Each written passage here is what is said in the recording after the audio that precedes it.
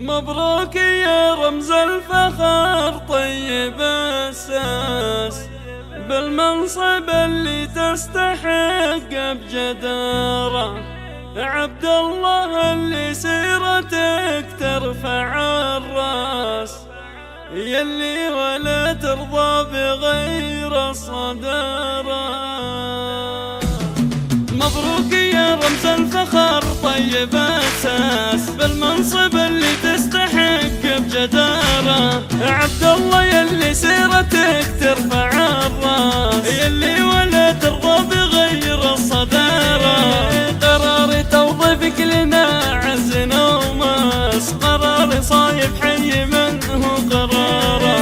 عبد الله منصبك رفيع وحساس، مهندس ولك مشهود يدوم بالجسارة. مهندس وطيبك بجدارة على الناس، تفرح بتوظيفك بهذه الإدارة. انت كفوق الثقل ما تحتاس، نشهد بعلمك والعزم والمهارة. مهندس حكيم وصامل الفعل والباس، حب الوطن تعلى وترفع شعاره. يا عبد الله يا الحر يا عزها الناس، يا بالمراجل والوفاء والنعارة.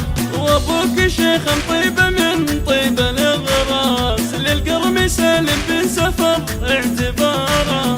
سلايل الامجاد ويا حيها اساس، ربعيها للطلات صقم القشارة. يشهد لنا التاريخ في قوة الباس، وامجادنا عز وفخر للحضارة.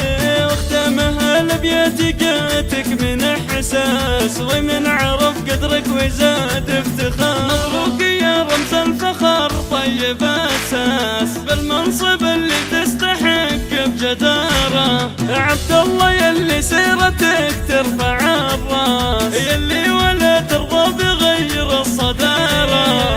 قراري توظيفك لنا عز نوماس، قراري صايب حي منه قراره. عبد الله منصبك رفيع وحساس، مهندس ولك مشهود يدوم بالجسارة. مهندس وطيبك بجدارة على الناس، تفرح بتوظيفك بهذه الإدارة. انت كفوق الثقل ما تحتاس، نشهد بعلمك والعزم والمهارة. مهندس حكيم وصامل الفعل والباس، حب الوطن تعلى وترفع شعاره. يا عبد الله يا الحر يا عزها الناس، يا بالمراجل والوفاء والنعارة. وابوك شيخ طيبة من طيبة الغراس، للقرم سالم بن سفر اعتباره.